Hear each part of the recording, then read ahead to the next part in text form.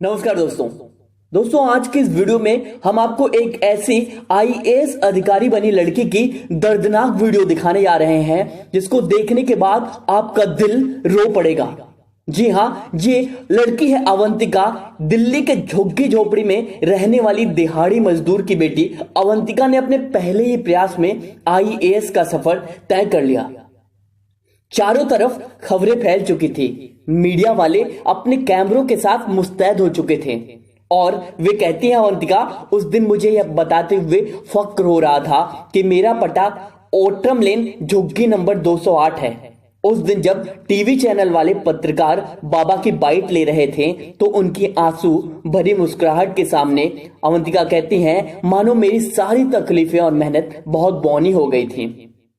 यह कहानी है एक जिद की, यह दास्ता है एक जुनून की, यह कोशिश है सपने देखने और उन्हें पूरा करने की। यह मिसाल है उस जज्बे की जिसमें झुग्गी बस्ती में रहते हुए एक दिहाड़ी मजदूर की बेटी आईएएस अफसर बन गई।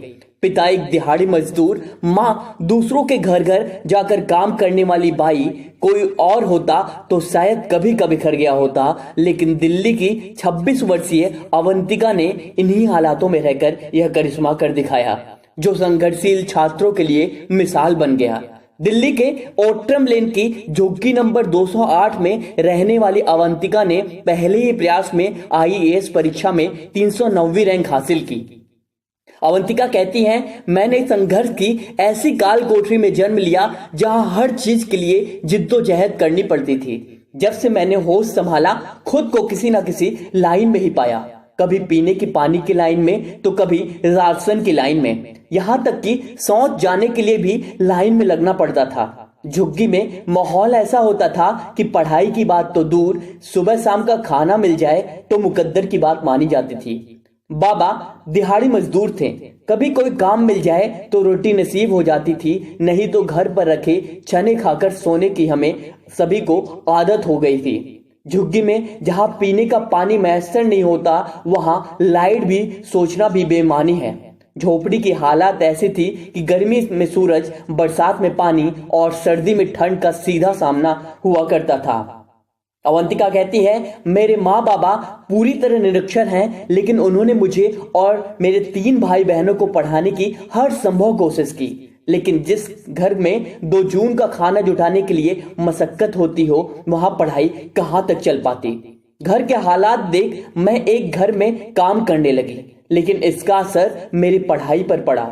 10वीं में मैं फेल होते होते बची। उस दौरान एक बार तो मैंने हमेशा के लिए पढ़ाई छोड़ने की सोच ली, लेकिन मेरी माँ, जिन्हें खुद अक्षरों का ज्ञान नहीं था, वो जानती थी कि ये अक्षर ही उसके बेटी का भाग्य बदल सकते हैं। माँ ने मुझे पढ़ाने के लिए दुकान से हटाया और खुद दूसरों के घरों में झाड़ू पोछा करने लगी। उनके कमाए पैसों को खर्च करना मेरे में एक अजीब सा जोश आता था। जी हाँ, उनके कमाए पैसों को पढ़ाई में खर्च करने में मुझे भी एक अजीब सा जोश आता था। मैं एक एक मिनट को भी इस्तेमाल करती थी। मेरा मानना है कि अगर आपको किसी काम में पूरी तरह सफल होना है तो आपको उसके लिए पूरी तरह समर्पित होना पड़ेगा। 1% लापरवाही आपकी जिंदगी के लिए नुकसानदायक साबित हो सकता है।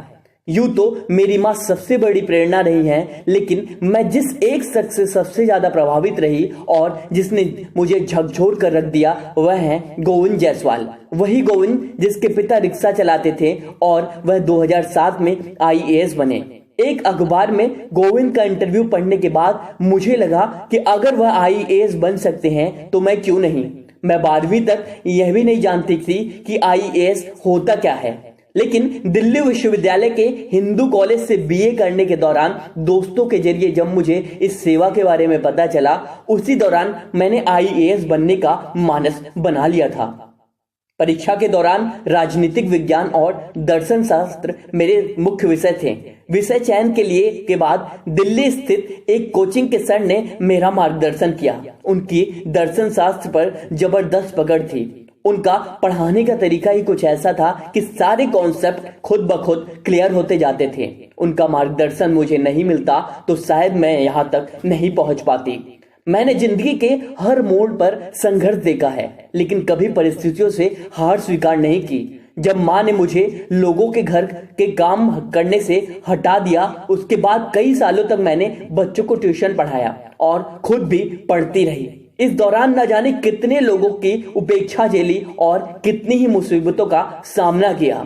लोग मुझे पास बिठाने भी पसंद नहीं करते थे क्योंकि मैं झुग्गी से थी। लोग यह मानते हैं कि झुग्गियों में से केवल अपराधी ही निकलते हैं। मेरी कोशिश ने यह साबित कर दिया कि झुग्गी से अफसर भी निकलते हैं।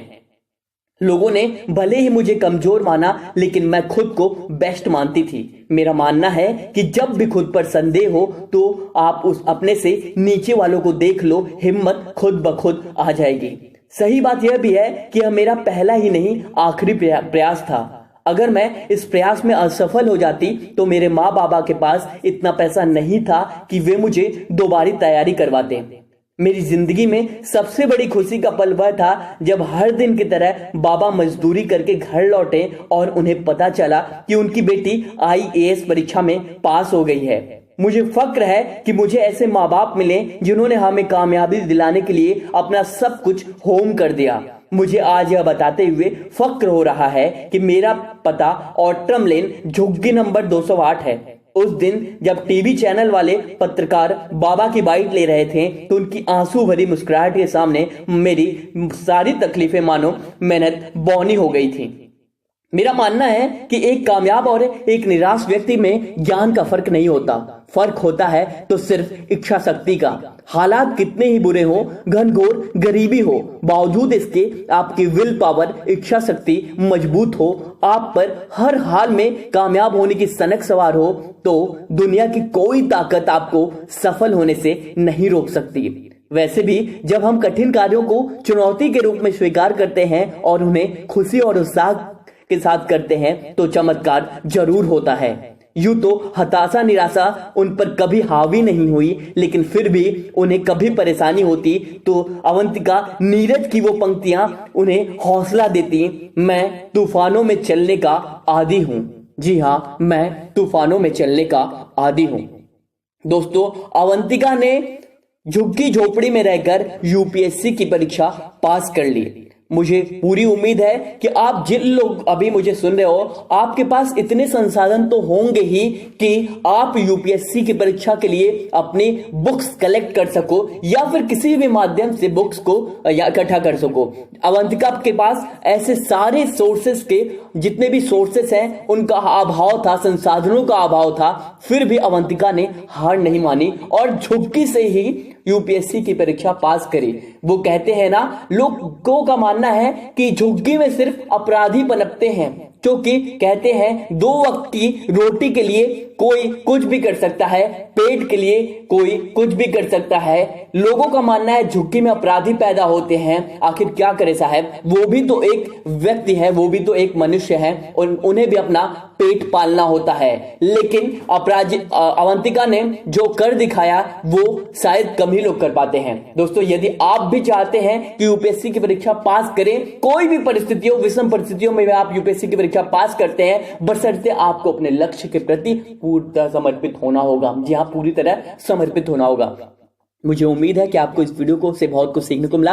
वीडियो से सीखने को मिला तो प्लीज इस वीडियो को अधिक से अधिक शेयर करें, अधिक से अधिक लोगों के मोबाइल तक पहुंचाएं और एक रिकॉर्ड बना दें। रिकॉर्ड बनाएंगे तो कमेंट सेक्शन में हाँ लिखें और लाइक का बटन दबा दें। चलिए, तब तक के लिए धन्यवाद।